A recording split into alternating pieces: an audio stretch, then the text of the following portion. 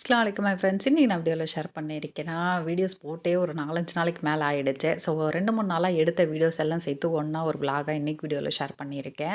மிளகா, கொத்தமல்லி தூள் சுத்தமா தீர்ந்து போச்சு. இதுக்கப்புறம் வர்றது மழைனால, அதுக்கு முன்னாடி இதெல்லாம் காய வச்சு அரைச்சோன்னு சொல்லி காய போட்டாச்சு. இவர் பார்த்தீங்கன்னா, நம்ம காஷ்மீரி மிளகா, மிளகாய்க்கெல்லாம் ஹீரோ. நல்ல கலர் குடுப்பாரு. ஸோ அதனால அது கொஞ்சம் சேர்த்து அரைச்சோம்னா, தூள் வந்து நல்லா கலர்ஃபுல்லா இருக்கும் அப்படின்னு சொல்லிட்டு, அதையும் சேர்த்து காய வச்சிருந்தேன். அதுக்கப்புறம் பெருங்காயம், சுக்கு இதெல்லாம் சேர்த்து தான் நான் அரைப்பேன். ஜீரணத்துக்கு எந்த பிரச்சனையும் வரக்கூடாதுன்றதுனால. அதெல்லாம் காய வச்சுட்டு கீழ இறங்கி வரும்போது கொஞ்சம் ஏதாவது ஸ்நாக்ஸ் சாப்பிடணும் போல இருந்துச்சு.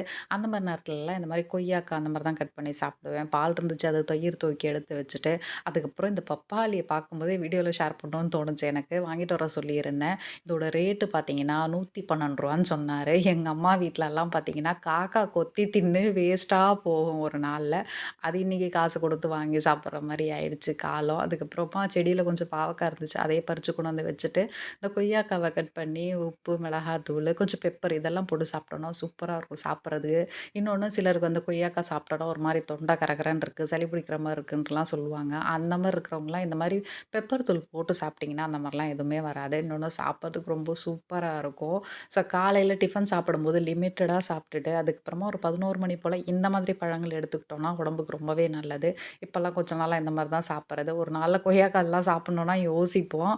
இப்பலாம் இது உடம்புக்கு ரொம்ப நல்லது. ஃபைபர் அதிகமா இருக்கு. இதெல்லாம் சாப்பிடுங்கன்னு சொல்றதுனால இதெல்லாம் எடுத்துக்க ஆரம்பிச்சாச்சு. அதுக்கப்புறம் மத்தியானம் வீடியோலாம் எடுக்கல. ஸ்ட்ரெயிட்டா நைட்டுக்கு டிஃபன் என்ன செஞ்சனோ அத தான் வீடியோல கவர் பண்ணியிருந்தேன். என்ன டிஃபன் செய்றதுன்னு யோசிச்சு, யோசிச்சு ஒரு வழியா சேமியா உப்புமா செய்யலான்னு முடிவு பண்ணியிருந்தேன். அதுக்கப்புறமா சட்னி அரைச்சா நெஞ்சு கரிக்குதுன்னு சொல்றாங்கன்னு சொல்லிட்டு கொஞ்சமா சாம்பார் செஞ்சிருந்தேன். சரி யாராவது தோசை கேட்டாங்கன்னா, பையன் இல்ல மாமியார் தோசை கேட்டாங்கன்னா, உங்களுக்கு தோசை ஊத்தி குடுத்துரலாம் அப்படின்னு சொல்லிட்டு, அதுக்கப்புறமா காலையில தயிர் துவைக்கணும்னு பால் எடுத்து வச்சிருந்தேன். பட் துவைக்கவே இல்ல. அப்படியே அந்த பால் மீதி இருந்துச்சு. அதை வேஸ்ட் பண்ண வேணாம் அப்படின்னு சொல்லிட்டு, ஒரு கேரட்ட துருவி அத அப்படியே பாயாசம் மாதிரி செஞ்சு குடுத்துட்டோம்னா, அந்த பால் யூஸ் ஆயிரும். அந்த கேரட்டுமே அப்படியே சாப்ட்டுறலாம் அப்படின்னு சொல்லிட்டு, அத நெய்யில வறுத்துட்டு அதுக்கப்புறமா அப்படியே கொஞ்சம் பால் சேர்த்து ஒரு 2 விசில் விட்டு எடுத்துக்கிட்டேன். பருப்பு வேக வச்ச அதே குக்கர்ல தான் வேக வச்சிருந்தேன். உள்ள மட்டும் அலசிட்டு, அதனால தான் அந்த மூடி இந்த மாரி இருந்துச்சு. கொஞ்சம் ஜவ்வரிசி வேக வச்சு எடுத்துக்கிட்டேன். ஜவ்வரிசி ரொம்ப சீக்கிரமா வெந்துரும்.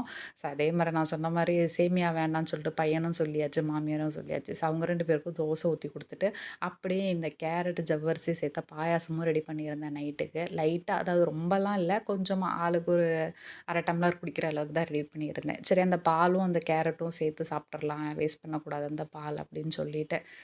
சூப்பரா இருந்துச்சு. நானே இது ஃபர்ஸ்ட் டைம் தான் செஞ்சிருந்தேன். நானும் இது YouTubeல தான் பார்த்துருந்தேன். ரொம்ப நல்லா வந்திருந்தது சாப்பிடுறதுக்கு. டைம்ல இந்த மாரி ஸ்வீட்டு, பாயாசம் அதெல்லாம் எடுத்துக்கலாமான்னு கேட்டிங்கன்னா, என்ன கேட்டிங்கன்னா, செஞ்சு சாப்பிடணும்னு தோணுச்சு. அப்பவே செஞ்சு சாப்பிட்டுருங்க. இல்லன்னா நைட் என்ன பகல் என்ன அப்படிதான் நான்லாம் யோசிப்பேன். அதுக்கப்புறம் இது மறுநாள் காலையில எடுத்த வீடியோ. ஸோ டிஃபனு, லஞ்ச் இதெல்லாமே சமைச்சு முடிச்சுட்டு ஒரு 10 மணி போல இட்லி, தோசைக்கு ஊற வைக்கலாம் அப்படின்னு சொல்லிட்டு இந்த வேலைய பார்க்க ஆரம்பிச்சாச்சு. நார்மல் இட்லி, தோசைக்கு ஊற வச்சுட்டு, அடுத்து ராகி இட்லிக்கு கொஞ்சம் ஊற வச்சிருந்தேன். வரகரிசி, ராகி, அதுக்கப்புறமா உளுந்து, கொஞ்சமா பச்சரிசி, வெந்தயம் இது எல்லாம் ஒண்ணா சேர்த்து இந்த மாரி ஊற வச்சு எடுத்துக்கணும். ஸோ ரொம்ப சூப்பரா வரும் ராகி இட்லி. என்னடா இதுலலாம் இட்லி செய்யலாமான்னு சிலருக்கு தோணும். இப்பலாம் நெறைய பேர் இதில செய்றாங்க. நானுமே நெறைய நாள் தோசை தான் செஞ்சுட்டு இருந்தேன். பட் இட்லி தான் உடம்புக்கு நல்லது அப்படின்னு சொல்லிட்டு, அதையெல்லாம் இப்ப இட்லி தான் செய்யறது ராகில, வரகுல எல்லாமே. ஸோ அதை ஊற வச்சு கழுவலான்னு வெளில எடுத்துட்டு வரும்போது தான் பையன் யூனிஃபார்ம் ஷர்ட் ஊற வச்சதே மறந்து போச்சு. ஸோ முதல்ல அதையே துவச்சு காய போட்டுறான்னு சொல்லி துவச்சு நீளம்லாம் போட்டு காய வச்சுட்டு, அதுக்கப்புறமா இந்த இட்லி, தோசைக்கு கழுவ ஆரம்பிச்சுட்டேன். ஏன் வெளியில எடுத்துட்டு வந்துட்டேன்னா, சிங்க்ல கழுவுனோம்னா அந்த தண்ணி வேஸ்ட்டா தான் போகும். இதுக்கு முன்னாடிலாம் இந்த தண்ணிக்கு என்ன பண்ணுவேன்னா, எடுத்து வச்சிருந்து மாட்டுக்கு குடுத்துருவேன். இப்ப நம்ம வீட்டுக்கு எதிர்த்தாப்புல 2 வீடு வந்து கட்ட ஆரம்பிச்சுட்டாங்க. ஸோ யாருமே மாடு கொண்டு வந்து கட்ட மாட்டேன்றாங்க. இந்த தண்ணி வேஸ்ட்டா கீழ ஊத்துறதுக்கு எனக்கு மனசு வரல. ஸோ என்ன பண்ணேன்னா, இங்க இருக்கிற பழுப்பு வந்து கனெக்ட் பண்ணி செடிங்களுக்கு இந்த தண்ணி போற மாதிரி பிளம்பர்ட்ட சொல்லி பிளான் பண்ணி அந்த மாரி செஞ்சுட்டேன். அதனால இந்த மாரி இட்லி, தோசைக்கெல்லாம் ஊற வைக்கும்போது இத கழுவுறது இங்க வெளியில வந்து தான் கழுவிப்பேன். இந்த தண்ணி ஸ்ட்ரெயிட்டா அப்படியே நம்ம செடிங்களுக்கு போயிடும். அந்த மாதிரி கனெக்ட் பண்ணி விட்டேன். ஸோ இந்த மாதிரி அரிசி இதெல்லாம் கழுவுற தண்ணி செடிக்கு ரொம்ப நல்லது அப்படிங்கிறதுனால அந்த மாதிரி செஞ்சுட்டேன். ஸோ அதுக்கப்புறமா நார்மல் இட்லி, தோசைக்கு ஊற வச்சது அதையுமே கழுவி எல்லாம் எடுத்து வச்சுட்டு, இந்த மிளகா, கொத்தமல்லி காய வச்சிருக்கோமே, அத எடுத்துட்டு போய் அரைச்சிட்டு வர்றதுக்கு பாத்திரம், பக்கெட் இதெல்லாமே கழுவி வைக்கணுமேன்னு சொல்லிட்டு அதையுமே கழுவி காய வச்சுட்டு அந்த இடத்தெல்லாம் கழுவி விட்டுட்டு, அடுத்து உங்கள்ட்ட ஒரு சூப்பரான ஒரு விஷயத்த காட்டணும். என்னன்னு பார்த்தீங்கன்னா, நாங்க கொஞ்ச நாளைக்கு முன்னாடி தர்பூசணி சாப்பிட்டு இந்த இடத்துல தான் குப்பெல்லாம் போட்டுருவோம்.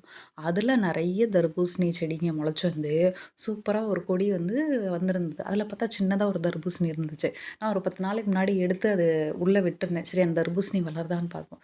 10 நாள் கழிச்சு பார்க்கும்போது சூப்பரா இந்த அளவுக்கு வளர்ந்திருந்தது. எனக்கு ரொம்ப சந்தோஷமா இருந்தது. ஸோ, அதனால அத அழகா இந்த மாரி உள்ள விட்டு வச்சிருக்கிறேன் இந்த செடிய. அதுக்கப்புறம் அதில நெறைய பிஞ்சு விட்டுருக்கு இன்னமும். அது வளர்ந்து வருமான்னு என்னன்றது தெரியல. இந்த பெரிய தர்பூசணி வளர்ந்து வரும்னு ரொம்ப நம்புறேன். அழகா அத உள்ள எடுத்து விட்டுருக்கேன். ஏன்னா, ஆடு, மாடு ஏதாவது மிதிச்சிரும் அப்படின்னு சொல்லிட்டு.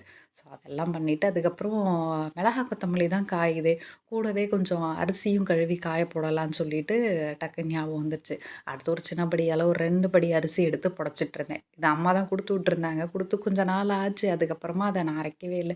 சரி கழுவி காய போடுவோம் அப்படின்னு சொல்லிட்டு அதை எடுத்து கழுவிட்டு இருந்தேன். இது பார்த்தீங்கன்னா, ரேஷன் பச்சரிசி தான். ஸோ, ஆனா சூப்பரா இருந்துச்சு அரிசி. இது கழுவி காய வச்சு நல்லா அரைச்சு எடுத்து வச்சுக்கிட்டோம்னா, இந்த இடியாப்பம் செய்றதுக்கு, அதுக்கப்புறமா பால் கொழுக்கட்டை செய்றதுக்கு, நான் வந்து இதில ஒரு ரொட்டி மாதிரி செய்வேன். அதாவது வெங்காயம், பச்சை மிளகாய் இதெல்லாம் சேர்த்து செஞ்சு சாப்பிட்டோம்னா சூப்பரா இருக்கும். ஸோ, அதுக்கெல்லாம் யூஸ் ஆகும்னு தான் கழுவி காய போட்டிருந்தேன். நான் அதெல்லாம் செஞ்சுட்டு வரதுக்குள்ளார என் பொண்ணு ரூம கிளீன் பண்ணிட்டு இருந்தா. அதுலேருந்து ஒரு யோகா மேட் எடுத்துட்டு வந்து, "இது ஏம்மா இப்படியே ரூம்லயே தூங்குது? எதுக்கும்மா வாங்குனீங்க?" "நான் வாங்கல. உன் தம்பி தான் போன வருஷம் கிளாஸ் சேர்றதுக்காக வாங்குனான். ஒரு 4 தடவ கிளாஸுக்கு போனான் அவ்வளோதான். அத்தோட இந்த யோகா மேட்டு ரூம்ல தான் தூங்குது அப்படின்னு சொல்லிட்டு சிரிச்சுட்டு இருந்தோம். அதுக்கப்புறம் நான் வந்து இட்லி, தோசைக்கெல்லாம் மாவு அரைச்சு முடிச்சுட்டேன். சரி இந்த மிளகா, கொத்தமல்லிலாம் போய் அரைச்சுட்டு வரணும். இந்த வேலையே கொஞ்சம் சீக்கிரமா செஞ்சிடலாம்னு சொல்லிட்டு இதெல்லாம் அரைச்சு எடுத்து வச்சுட்டேன். ராகி மாவுக்கு மட்டும் பார்த்தீங்கன்னா, சமைக்கும்போது தான் உப்பு சேர்ப்பேன். ஸோ அது ரொம்ப சீக்கிரமா புளிச்சு போயிரும் அப்படிங்கிறதுனால. அப்படியே மேல வந்தோன்னா இந்த மிளகா, கொத்தமல்லியும் நல்லா காஞ்சிருச்சு. இந்த அரிசியும் நல்லா காஞ்சிருச்சு. சரி எடுத்துட்டு போய் அரைச்சுட்டு வந்துரலான்ட்டு இந்த கொத்தமல்லிய பொடச்சிட்டு இருந்தேன். என் பொண்ணு தான் கிண்டல் பண்ணிட்டு இருந்தா. "அதுதான் சுத்தமா தான் இருக்கே! கிளீனா தான் இருக்கே! திரும்ப எதுக்கும்மா புடைச்சிட்டு கிடக்க?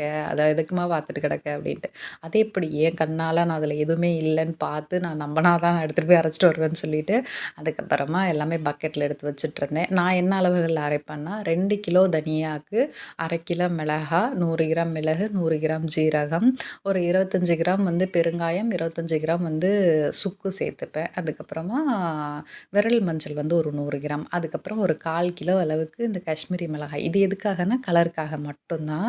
நல்லா காஞ்சிருச்சு. இதோ உடைச்சோன்னா அந்த மாரி உடையுது பாருங்க. அந்த அளவுக்கு காஞ்சிருச்சு. அதுக்கப்புறம் வெறும் மிளகா ஒரு 1 கிலோ அரைச்சுப்பேன். அதில வந்து இந்த 1/4 கிலோ ஒரு காஷ்மீரி சில்லி சேர்த்துக்கிட்டேன்.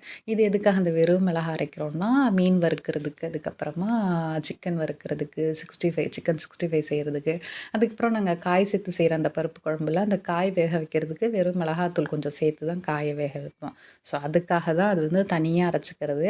ஸோ, நம்ம வெறும் மிளகாத்தூள் கடைகள்ல வாங்கி பயன்படுத்துறத விட, இந்த மாரி நம்மளே அரைச்சு வச்சுக்கிட்டோம்னா, கொஞ்சம் நல்லாருக்கும். அதுக்காக தான்.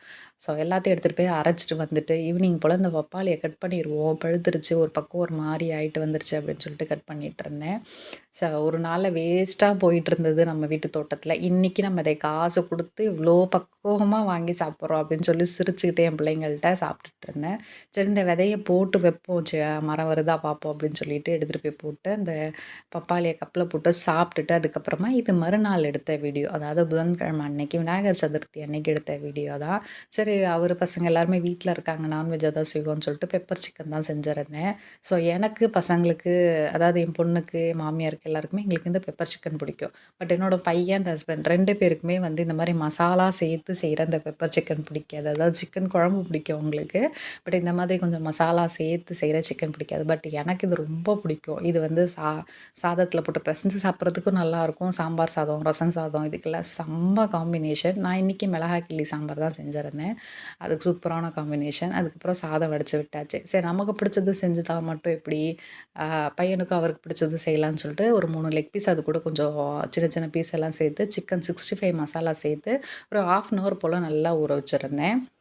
இதெல்லாம் செஞ்சுட்டே இருக்கும்போது ஹஸ்பண்ட் வந்து வெளில போயிட்டு வரலாம். ரொம்ப நாள் ஆச்சு படத்துக்கு போயிட்டு வந்து, "வா நீயும் நானும் சேர்ந்து படத்துக்கு போலாம்" அப்படின்னு சொல்லி கூப்பிட்டுட்டு இருந்தாரு. என்ன படம்னு பார்த்தீங்கன்னா, நம்ம விஜயகாந்த் சாரோட கேப்டன் பிரபாகரன் படம் தான் ரிலீஸ் ஆகியிருந்தது.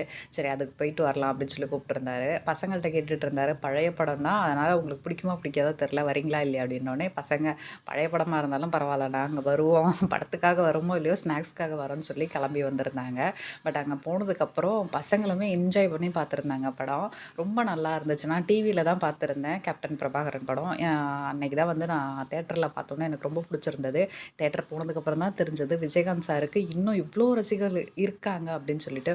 உங்க ஊர்ல படம் வந்துருந்துச்சுன்னா, கண்டிப்பா போய் தியேட்டர்ல பாருங்க. ஓகே ஃப்ரெண்ட்ஸ், வீடியோ பிடிச்சிருந்தா லைக் பண்ணி ஷேர் பண்ணுங்க. அப்படியே ஃப்ரெண்ட்ஸ்லாம் சப்போர்ட் பண்ணுங்க. இந்த வீடியோலயே நான் படத்தோட சில சீன்ஸ் வந்து ஆட் பண்ணியிருந்தேன். காப்பிரைட் கேட்டு வந்துருந்துச்சு. அதனால தான் அத டெலீட் பண்ணிட்டு, திரும்ப வீடியோல வாய்ஸ் ஓவர் குடுத்து வீடியோ அப்லோட் பண்றேன்.